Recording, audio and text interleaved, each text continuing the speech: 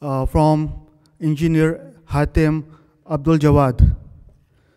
Engineer Abduljawad is a 26 years of veteran, solution-oriented, and business-focused manager with a proven success leading and directing wide range of business processes, re-engineering, and IT initiatives in consulting, corporate, and government environments. Mr. Haytham joined Qatar Petroleum on January 1st, 2011 as a head of EBS, Engineering Business Systems. He is responsible for managing technical directorate, business, intelligence, quality, health, safety, environment management systems, integrated project management system, and support functions. Prior to Qatar Petroleum, Mr. Abduljawad joined the Qatar e-government project in 2003 as program executive manager. He was responsible for leading the efforts in promoting the understanding the e-government is about transformation that helps constituents find opportunities. Such efforts resulted in implementation of 22 integrated e-services that spanned 8 government ministries while achieving the 4th maturity level in e-government implementation according to the UNDP. Mr. Abduljawad earned his Bachelor of Engineering in 1986 in Electrical and Biomedical Engineering from Manhattan College, New York, and MBA in 2006 from Bellevue Universities from NE. Mr. Abduljawad is enrolled in the PhD programs in Human Capital Management with Bellevue University and is expected to complete his research in 2013. Among other awards and accolades, he earned in 2007 Excellent E-Government Portal Award, that is a 10th GCC E-Government and Telecom Forum.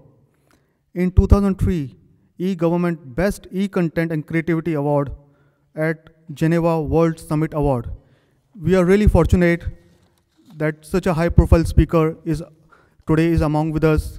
I would like to give floor to Mr. Engineer Haytham Abduljawad. Please welcome.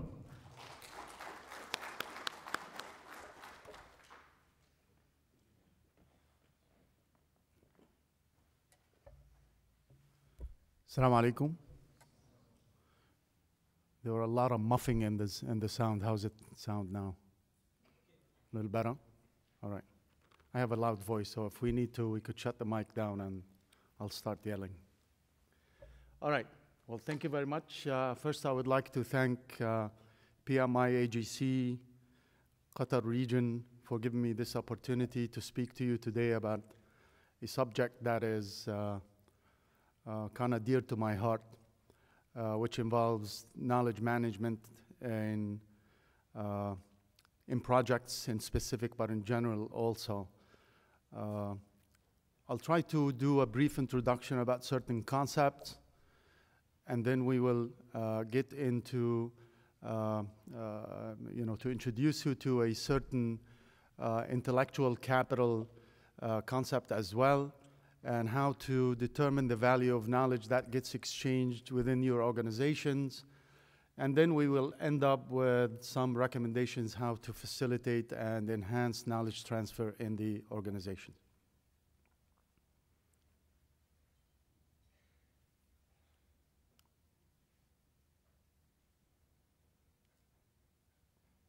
Just give me a minute, I need to turn this on.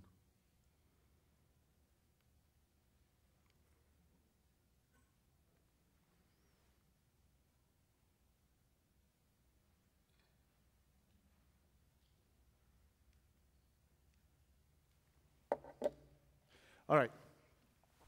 Welcome to this technical presentation tonight. We all know in this time and age, the complexities of our business environments is increasing drastically. The subject of knowledge specifically is not a new subject. It goes back many decades before, but it became the center of a lot of research recently. Since the 90s, about 2 decades ago, highlighting the importance of knowledge as a key factor in sustaining competitive advantage of organizations. And project organizations are one of these key organizations in achieving visions and missions altogether. So let me start. The agenda for this presentation is a brief introduction of the different concepts. We will go through some of the project complexities that we are and we experience, specifically in this time and age where knowledge is the key factor. We all know that there are a lot of transformations in economies toward the knowledge-based economies. So the focus on how to create and exchange knowledge is rather important. We will address some of the challenges, either at the business level or even within the project management framework, some of those challenges in exchanging knowledge. And then we will introduce the concept and the main theme of this presentation, which is the knowledge boundaries that are created by our projects. And then for the people who are not familiar with the concept of knowledge management, we will introduce and define what knowledge is and how does it get created and converted through social processes. And then we will end up with some strategies and recommendations. By PMI, a project is defined as a temporary endeavor that produces a unique deliverable within the constraints of cost, time, and quality. However, if we apply a basic principle, the project is also is focusing on assembling key knowledge and resources in a temporary unit to address organizational objectives. As a matter of fact, it goes beyond this. It transcends into a nation's visions as well. Once we achieve this, projects do contribute and lead to change and innovation through a concept called learning. And we will try to touch base on these concepts shortly. Again, projects are becoming increasingly complex. As we all know, the entire knowledge sum or the experiences of our project teams cannot comprehend the complete focus or the complete scope of some of the projects or most of the projects we take on these days. Therefore, we do need to interact and create relationships with external stakeholders. Now, these abilities are developed through the social interactions as we will see in a short while. Now, this complexity requires that projects and project teams become adaptable. Adaptability is just as crucial, if not more important, than being consistent in our processes as we execute our projects. We have learned throughout that we need to reach a certain level of consistency to maintain and achieve quality. However, in complex projects that spans multiple organizations, this requires nimbleness from the project teams. Project management must be agile enough to take on board these challenges that we are facing with complex projects. Now, the challenge that is facing us in environments or in projects that are spanning multiple organizations is actually the ability to identify the boundaries that span these organizations. These boundaries, we are familiar with the boundaries in a contractual terms. As we will see in a little bit, these boundaries kind of build barriers and walls of communication amongst teams.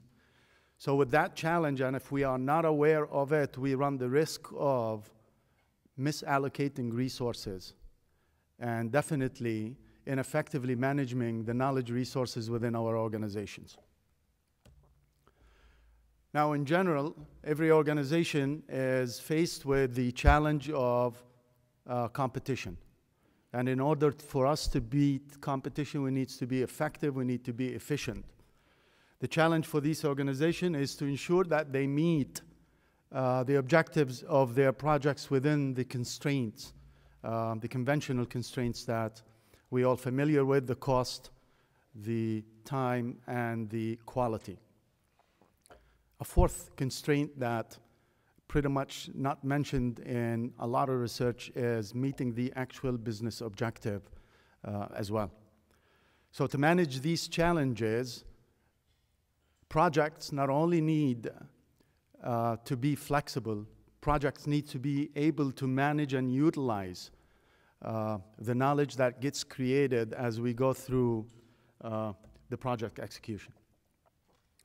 Now, talking about complexities, complexities can vary from the number of interfaces a project has to the complexity or the details of the requirements that are part of the scope of this project. No matter what the complexity is, certain challenges, certain factors that exist within the different environments that impact our project.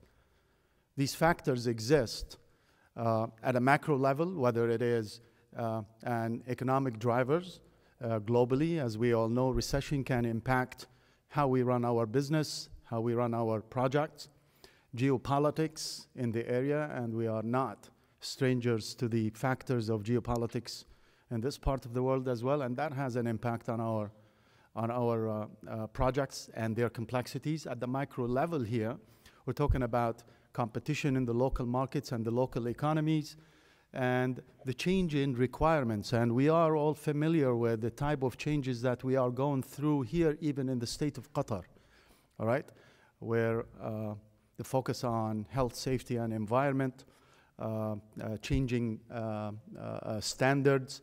So those are adding to the complexities that our typical projects are facing. Drilling down a little bit, we get into the organizational environment where leadership and culture within our organizations, pretty much they do pose one of the biggest challenges and one of the biggest factors to complexities to the project.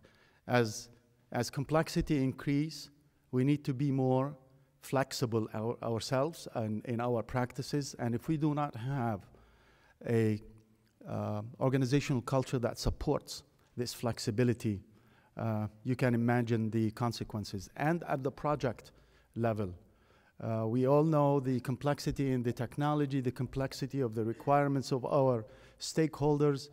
Keeping up with the competencies of our workforce is a huge challenge and creates such complexities that we need to manage. No matter what these complexities are and the contributing factors to them, whether they are enterprise environmental factors or organizational assets or processes, we need to be able to effectively manage these factors and these challenges in a way that contributes to the success of our project.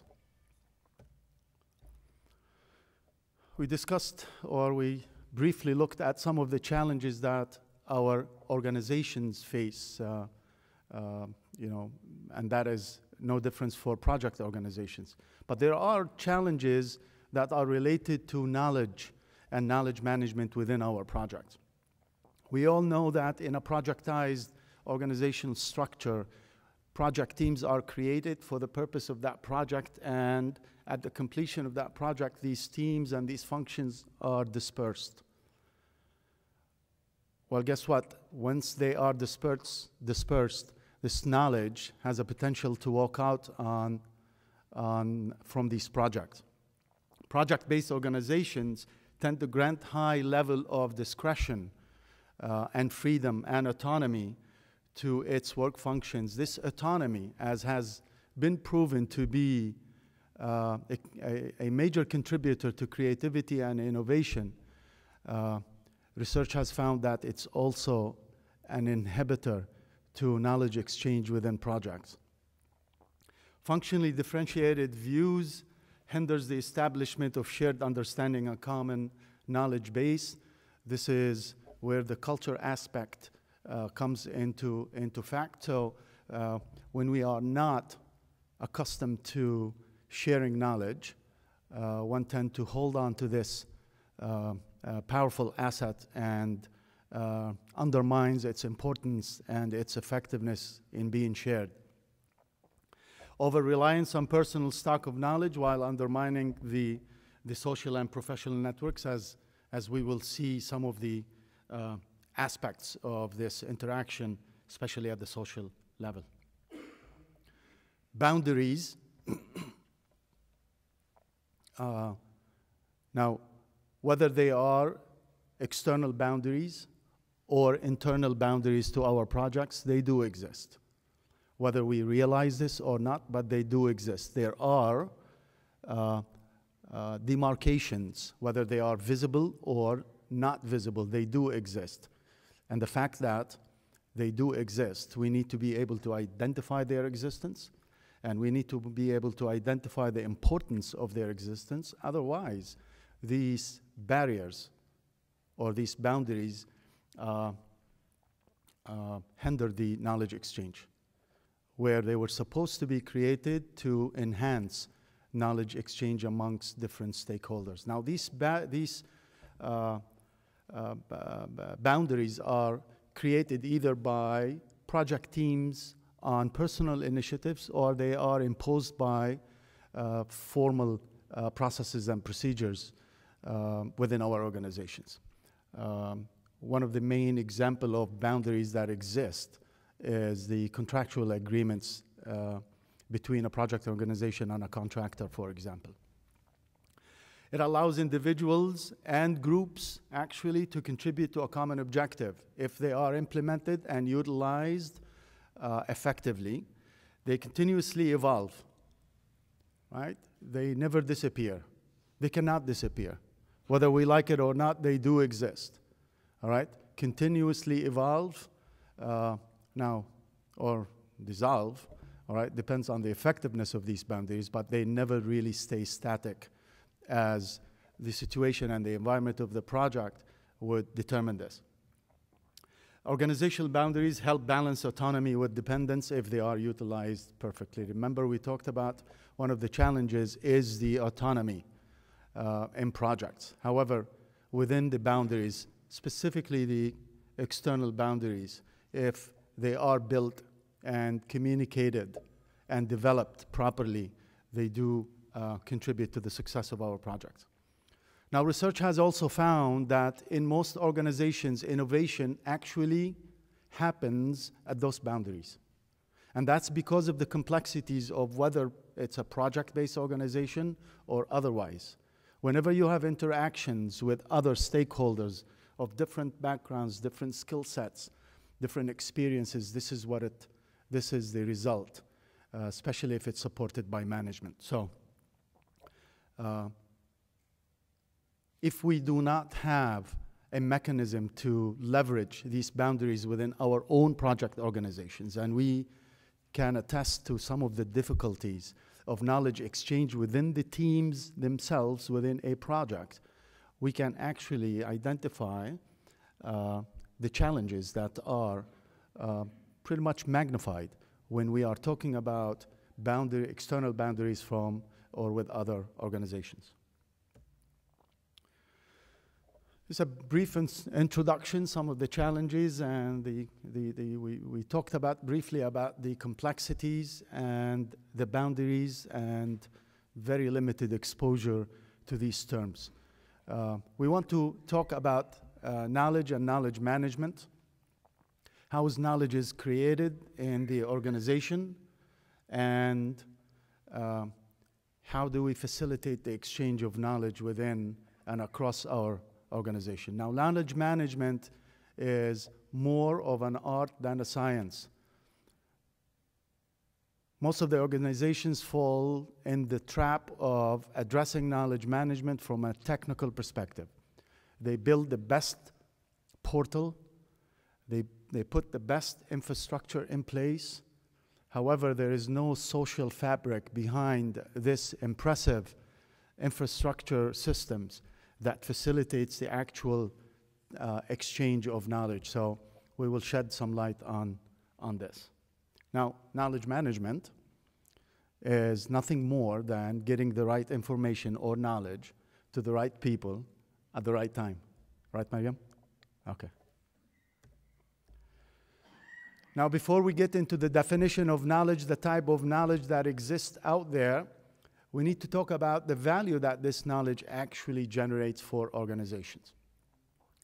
Now, in order for organization to drive value and optimize performance, all right, we need to be able to leverage key assets. And as we all know, assets in organizations are divided into two types by most researchers. They're financial assets or financial capital, and intellectual capital or intellectual assets. The financial assets we all aware of. This is what shows up on our financial statements. If you go research any of the publicly traded companies and you look at their 10K statement, you can have an idea of what is their financial asset worth. The problem is we cannot identify what the intellectual capital from these statements of these companies. Now, some countries are more advanced and they have moved into reporting some of their intellectual capital and financial statements. Some countries are behind in that matter, and they are still debating whether they need to show this intellectual capital or not. However, Dr. Chu and Bontes, they did actually devise this construct. Although, actually, let me say this, although there is no universal definition of what intellectual capital is, all right, there is an agreement on the different constructs and the different components of intellectual capital. Now, intellectual capital or assets are divided into tangible or intangible assets. And they will span these three constructs at the bottom, which is human capital, structural capital, and relational/social capital. Human capital is defined as the collective knowledge, skills, experiences of your workforce. Human capital is intangible asset. It can be developed, and it grows, but also if it's not maintained, it will be diminishing just as any other asset. Structural capital takes place or takes the shape of our processes and procedures that we follow in implementing our projects in our organizations. These have a value because they contribute to the efficiency and to the effectiveness of our organizations. And social and relational capital, this is an intangible asset or capital that we build through our interactions with our different and various stakeholders. The combination of these makes up the intellectual capital, and one might ask, what value do I put on this intellectual capital? Well, the value is, for any publicly traded company, it's a lot easy to calculate this intellectual capital. All what you have to do is figure out the book value or the market value of that organization and the book value of that same organization. The difference is the value of, their intellectual assets. Now, I used a couple of examples here just to show you, and I brought three different examples, actually. I picked Ooredoo, and the numbers were not very good, but that's not to a fault of QTEL. It's because of their heavy investment at this time. So they showed the negative intellectual capital. But if we take Apple, for example, the market value of Apple as it stands is $432 billion. Their current stock price is $460 almost. And they have about 939 million outstanding shares. That's what's being transacted. Now, if you look at the financial statement of what Apple company reports, of course, the same number of outstanding shares, but their total book value is $128 billion. The difference is roughly about $300 billion. That $300 billion is the worth of their intellectual capital. What does that mean? The inventions, the intellectual property that they have developed, the current research and development in place, the human capital of their employees. All right? Now, if we take this example, take it to ExxonMobil, which is a totally different type of an industry, we see that these conventional and dinosaurs of companies, they do also have intellectual capital. And if we follow the same example, we see some really impressive numbers. Now, these stock prices, about a week old, okay? So that's when I prepared this, this presentation. Now, if we take another company, which is Halliburton. We know Halliburton is involved in the New Doha Airport, all right? Where you would think that a construction company probably would not have any intellectual capital. I mean, what kind of invention and intellectual capital would they have? They do in ways of their social capital and relational capital that they have established, their policies and procedures. Now, I'm not really aware if they have any inventions, all right? But just to give you an example of what the value of this knowledge that we need to cultivate, that we need to create and make sure that we capitalize on this knowledge, even in our organization, even in our projects. We may not be reporting financial statements. We may not be a public traded company, but there is a way to calculate the intellectual capital of any organization. Now, by the way, QTEL, the selling price was $32 as of 1 week ago, and the book value is $295.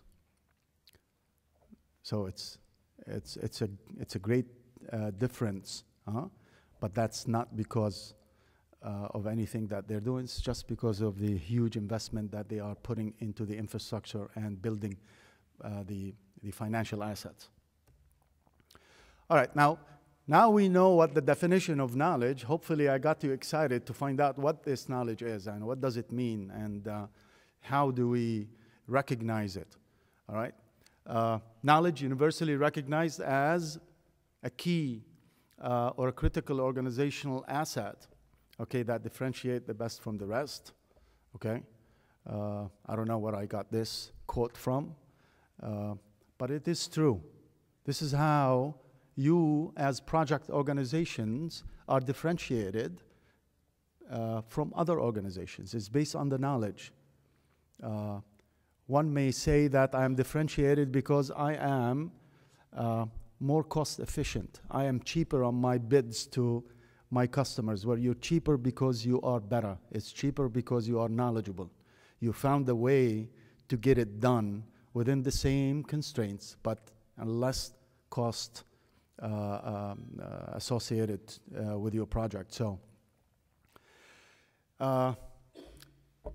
Nonaka out of Toronto says that knowledge is a dynamic process of justifying personal belief towards the truth. Right? Chu and Bantes also say that it's a major ingredient in the organization's intellectual capital, as we have seen from the previous example. Knowledge is information in action, according to the American Productivity and Quality Center. And knowledge is created by individuals. It's not created by teams. It's created by individuals. It's further elaborated by interactions within teams. So knowledge, how does it, are we all in project management here? If we are all, I hope this is PMI, so. To give you an example how knowledge is being created or developed from the bottom of this pyramid, where it is raw data, all the way to wisdom or decision making. If you take your risk register as an example, and when you identify a risk of loss of power, that is nothing more than generic data, raw data, loss of power, doesn't mean anything. If you attach it to a project at hand, now it has some context. Once you analyze this project, it becomes knowledge. Once you have the probability and the impact of this risk, you are able now to make a decision on what strategy. This becomes your wisdom, okay? So you take this and apply it on everything that we do within our projects, and you'll see that the transition from raw data all the way to the ability to make the right decision is there. We just need to know where does it fall. Now, there are two types of knowledge by most research. There is the explicit type, and this type of knowledge is the codified knowledge, the knowledge that we see in our policies and procedures, the knowledge that we see in our guidelines, in our work instructions, the knowledge that we see on our website, all right? Now, this knowledge, actually, it's easily articulated. We can get it in a form that a lot of people can understand it. And for the most part, it does contribute to efficiency, right? Not to effectivity or effectiveness, because effectiveness was achieved as I am creating this explicit knowledge, all right, as we will see. Now, the other type is tacit knowledge. Tacit is a knowledge that is very difficult to articulate. It's very difficult to create a document out of it. Tacit knowledge exists in our subconscious, in our minds. We may be able to talk about it, but we cannot transfer it into a written document where it can be shared and exchanged easily. It's harder to exchange than explicit knowledge, of course. It leads to competency and effectiveness. And it's harder to articulate, and most importantly, it's very difficult to steal. It's easy to walk out, right? So if you want to stop the knowledge bleeding, all right, get it articulated by your, get it articulated from your staff, from your project teams. Get it codified, get it into a documentation form, so when that person walks away from the organization, all right, at least he leaves his knowledge stock behind. Now notice the percentages. It's 80% tacit and 20% explicit. Out of the 42 processes in the PMI framework for us in the project management, over 85 to 90%, it deals only with explicit knowledge. Very few references to tacit knowledge and how it's developed, how it needs to be cultivated and exchanged and what have you.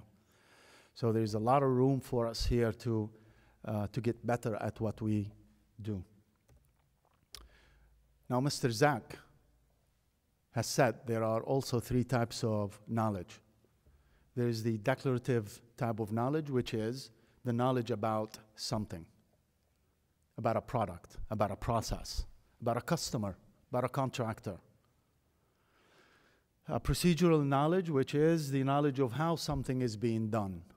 And the third type is the causal knowledge, which is why. There's also another type of knowledge, is the who, which is related to the social capital, but we will not get into this. But those are three other types of knowledge that were identified by other researchers. Now, I encourage all of us, to go back, and maybe we should do it on the new PMI version now, version 5, I think, where there are 47 processes now.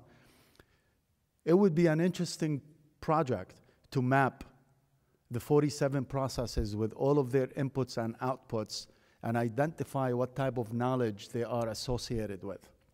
First of all, whether they are tacit or explicit, and whether they are declarative, procedural, or causal. And that will put things in perspective for us. And maybe we will begin to understand the value of taking advantage of boundaries that are created by our projects. Now, Nonaka and Taikuchi developed this. They call it socialization, externalization, combination, and internalization model. This model does nothing more than create and convert knowledge. These researchers has said that knowledge is created because of a social interaction amongst project teams or amongst employees.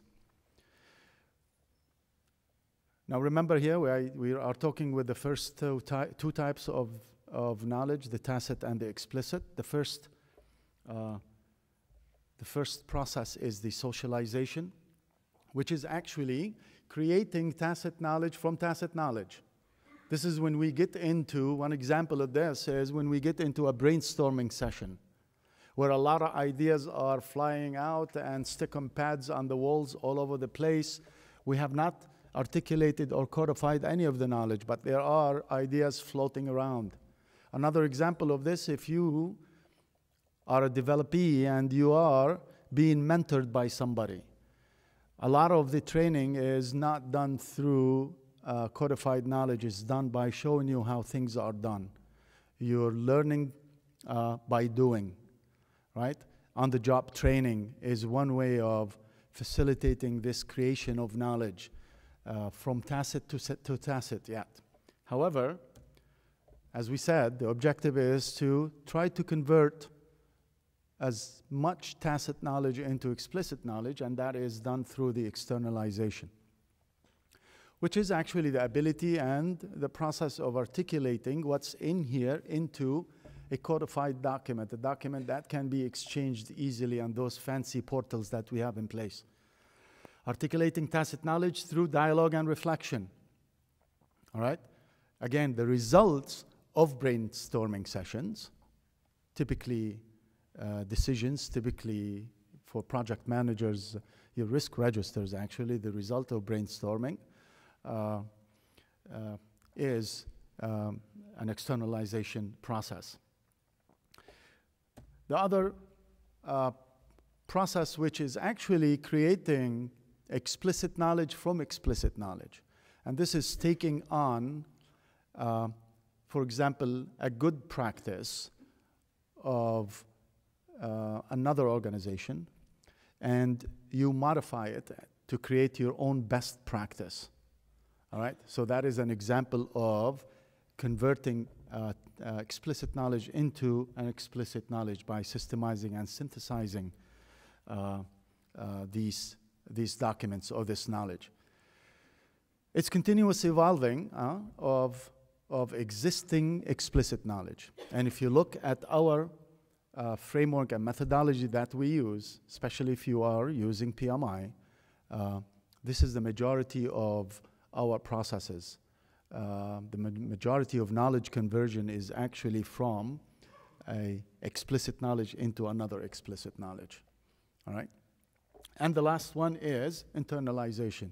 Here, where I take this coded knowledge, I take this procedure, I take this, if you attend an instructor-led class, that is, you're actually learning through explicit knowledge, but as you walk out, you develop certain understanding, you develop certain concepts, and that's where internalization takes place, and now you have a new set of tacit knowledge that has developed. Now this process has a spiral effect. All right, it's an ongoing process, never stops. as soon as an organization stops doing this, just like Kodak, right? They face the distinction.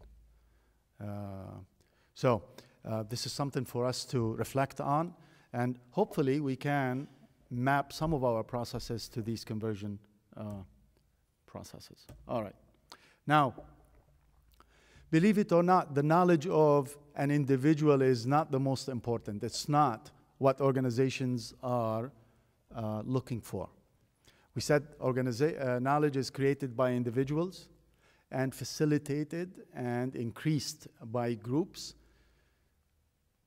But to become effective, this knowledge has to become an organizational knowledge.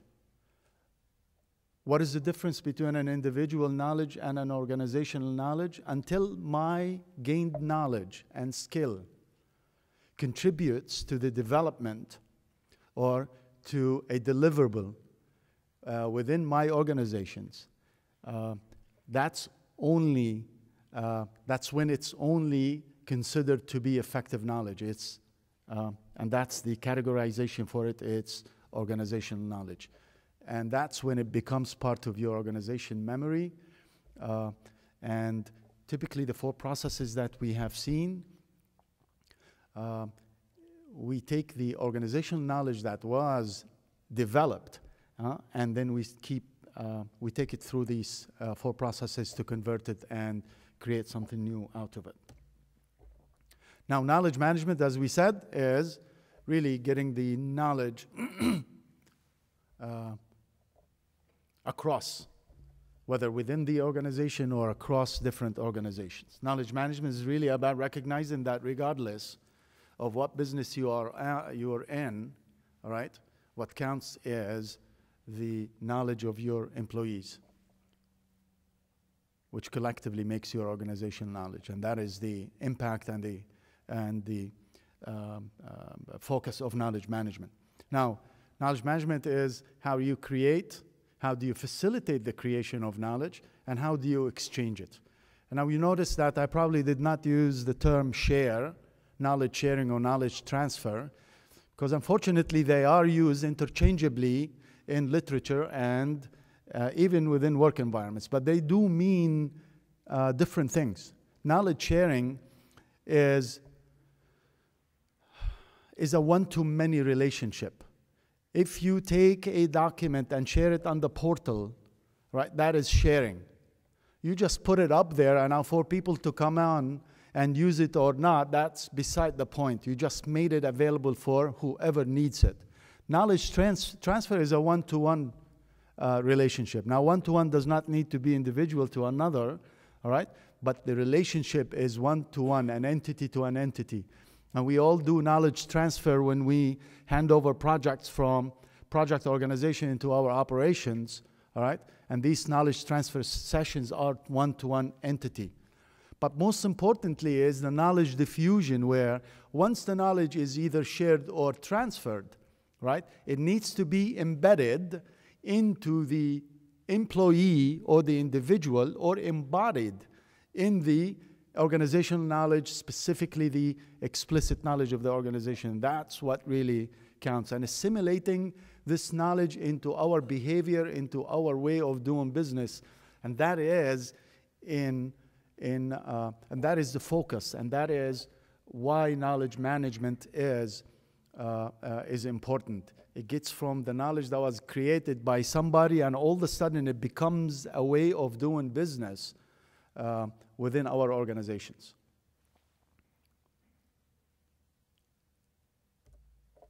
Now, knowledge exchange can take place in any organization at different levels, whether you have a beginner of a work team, professional or practitioners, or you have subject matter experts. These now, the different types of mechanisms, or you can say they are strategies in getting knowledge, experience, skills transferred from one person to another. It is quite important for us in projects, specifically in projectized organizations, specifically where we heavily use external stakeholders or external contracts or call-off contracts or whatever the contract that you deal with, you have a lot of expertise that come into your project. They do add value, but we need to take advantage of this knowledge that they have and make sure that is transferred to our employees. All right? Now, whether you choose one of these strategies that you have listed here or not, it needs to be documented, needs to be embedded actually in the culture of your organizations. The organization needs to realize the value behind implementing some of these strategies in order for knowledge to be transferred. Otherwise, it will walk away, and you will just pay as much, if not more actually, to redevelop it again from other resources. Well, now that we have talked about how important and how beautiful knowledge is to our organizations and how does it contribute to productivity and effectiveness, why aren't we doing it? Right? Zelaski posed this really challenging in his question, his provocative paper. Why then aren't we doing it? Is it really true that organizations don't want to be effective? It's not the case. Now, he claims that there are 4 reasons why KM, or knowledge transfer, in his words, does not take place in most organizations. The first one is ignorance. And ignorance, I don't mean stupidity here. He does not mean stupidity. He means ignorance to the fact that each one of us has knowledge, and that knowledge has some value. Ignorance of who else in the organization has valuable knowledge. So that level of ignorance, when you don't have that level of knowledge, who has what, or if I don't have my knowledge is not worth it to share it with anybody, so why even bother?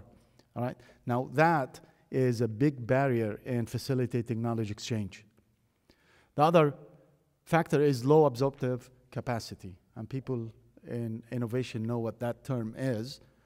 Absorptive capacity is recognizing the value of knowledge that comes aboard, the value of knowledge that is transferred, and the value of it once it's being utilized. So if I am not a statistics major and somebody gives me a tool that utilizes the latest statistical analysis, I am not going to be able to utilize this tool or take advantage of it because I don't know how to use it. So that's another reason where knowledge transfer is prohibited. Lack of pre-existing relationships within the organization and across organizations. And we're talking about social relationships. We tend to build barriers among teams for whatever reason. Could be a culture. I'm talking about organizational culture, all right? Or it could be a bad experience with pre-existing or previous relationships. Whatever the reason, all right? Lack of these relationships will not lead to a knowledge of who has what, and maybe the ability to learn of their knowledge. And most importantly is lack of motivation.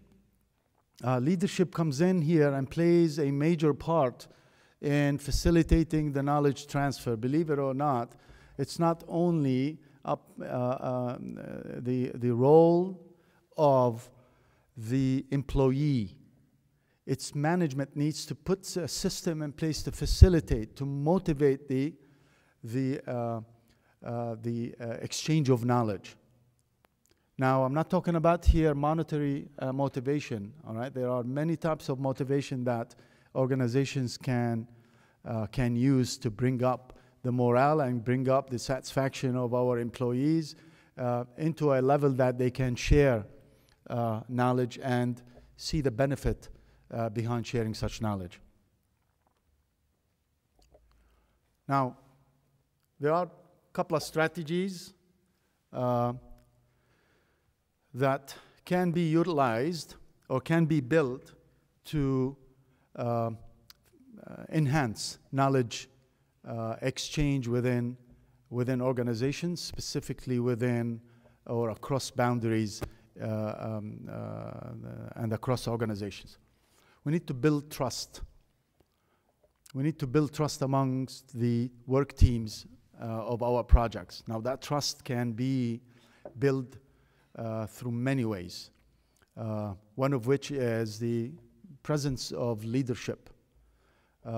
Encourage failure, honest communication with our employees, knowing what expected of them, setting clear boundaries for our projects. All of those will communicate trust to our employees, and maybe that will lower their guards toward sharing some of their valuable knowledge. Encourage reciprocity. Reciprocity, if I believe that you are going to treat me the way I treat you, right? Relationships will be built differently. Same thing goes with knowledge exchange, all right?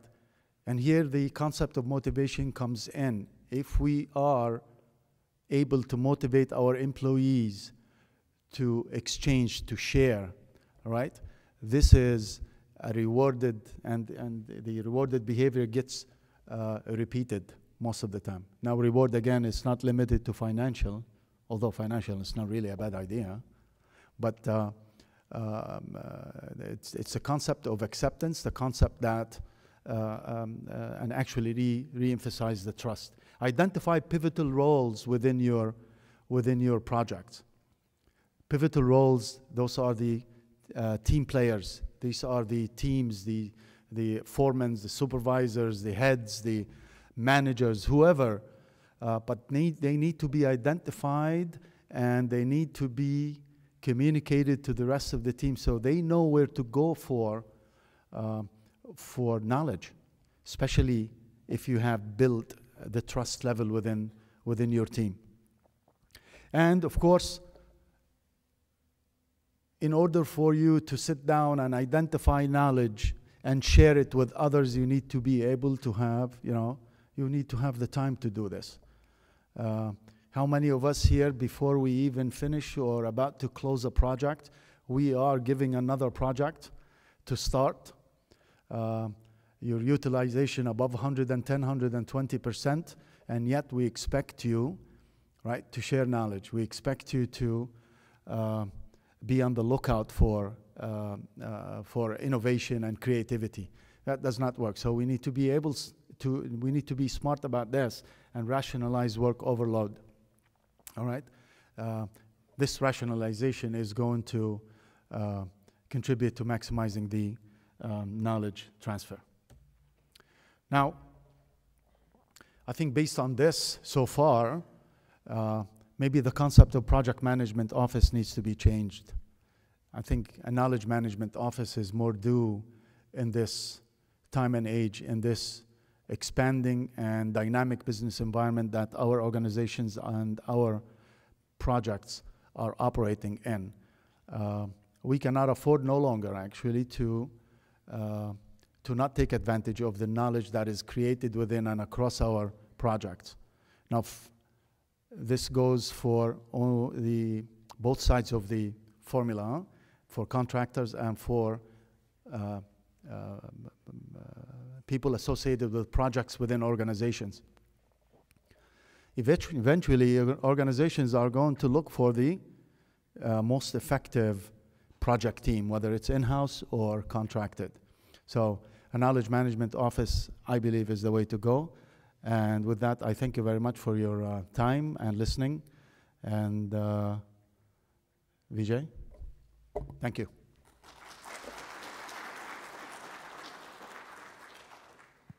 What do we do now?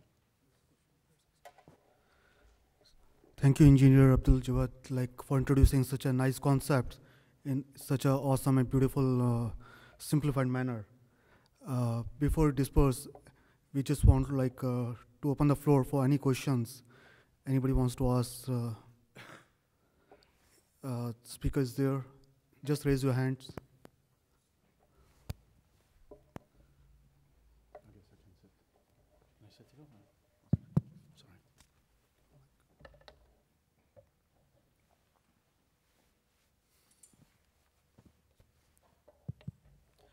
Thank you, sir, for your very nice presentation.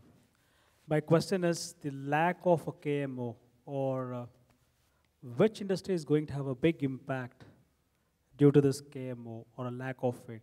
Is it going to be in a construction sector? Is it going to have a big impact, or a consultancy type of structure, or in the manufacturing sector?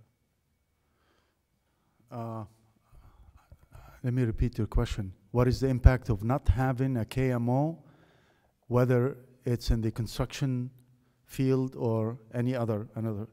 All right. Well, I guess I heard your question. Knowledge management applies in all industry sectors, and as we've seen from the examples, we went from a high-tech organization or industry to various other industries. Knowledge is created. Knowledge workers are part of any organization and all organizations these days. So a knowledge management framework and a methodology, whether it exists in a PMO setting or not. And by the way, a lot of organizations, especially the high-tech ones, now they have the concept of a CKO, which is a Chief Knowledge Officer. Is at the same level as a CIO or a CTO or a CFO. So the lack of a structure as such, one may take a risk on not taking advantage of this knowledge created, and definitely will risk misusing and ineffectively managing these knowledge resources. Okay?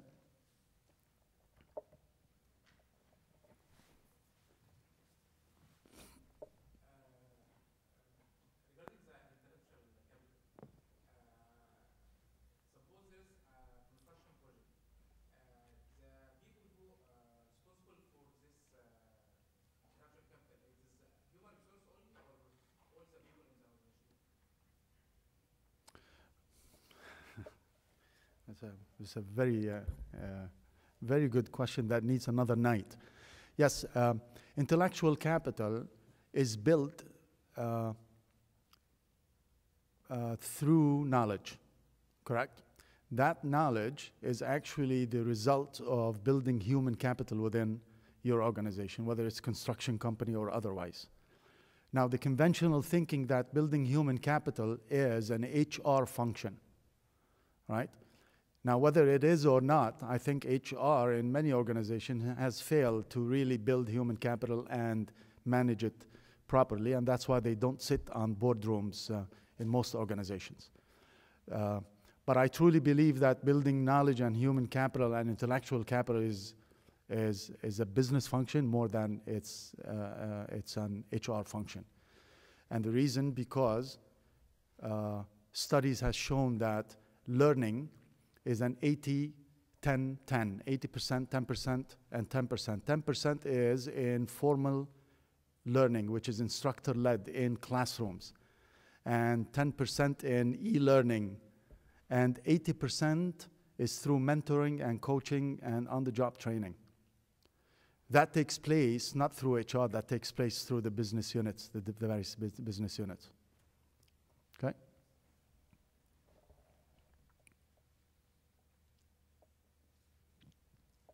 Just a suggestion about KMO. How about calling it PMKO, Project Management Knowledge Office? Otherwise, just a KMO means it will include all the department. It will be open to all, whereas PMO is basically to cater to project management, right? You know what? Suggestion taken. Why not? It's knowledge sharing after all.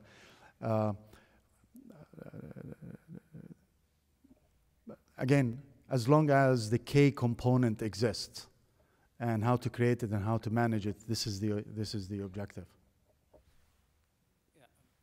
I would like to ask, we often or we always hear the terminology of know-how. this terminology is related to project management, or it is built in, I mean, repeated processes like manufacturing, how it fits to your model or the model you presented tonight? Is it more related to tacit knowledge, or how it fits in this knowledge management? No, it's not related to, it's related to all types of knowledge. And know-how can be documented in a work instruction, all right? So this is the how to do a specific task or a process.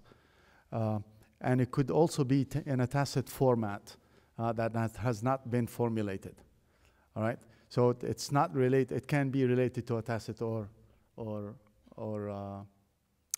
explicit. Yes?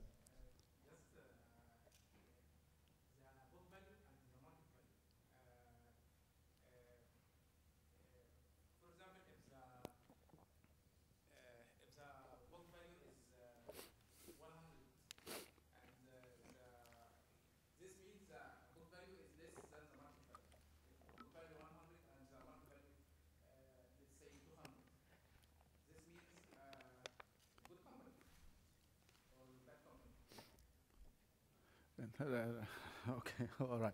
Book value is what gets reported on financial statements, right?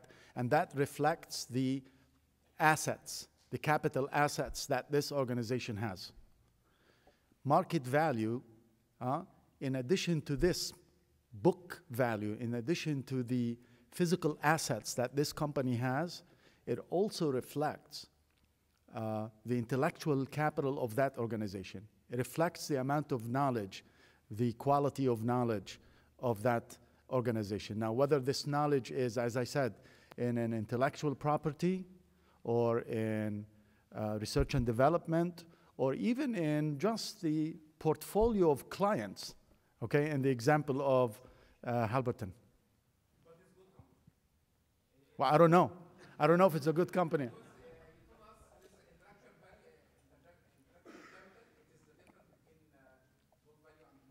Correct. Correct. I mean, I don't know if you guys heard of the company Red Hat. Red Hat in the mid-90s, late 90s, the book value of the stock was 82 cents. The book value. The market value was $280. I don't know if Red Hat still exists, huh? They do? Yeah.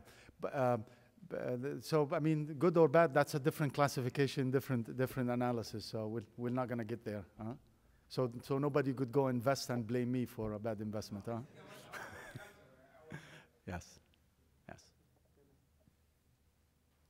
Any other questions? This last question, please. We can share it during the break. Thank you, Haytham. Dr. Haytham, thank you. It's like just a comment more than a question. Knowledge management is very rich, that's for sure. But the unfortunate topic here in the area, in GCC, we're all temporary mercenaries, plus or minus, and we come here and we take back the knowledge with us wherever we go. So nothing left, actually, except superficial knowledge sitting in software or hardware somewhere, and nobody actually use it the proper way. This is the organization behavior that we need to change, actually, to accept more knowledge and exchange. Thank you. Thank you. Thank you.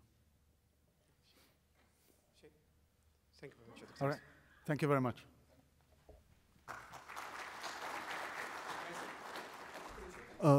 Thank you. I just want to give a note of appreciation to Dr. Engineer Abduljawad. Please join us.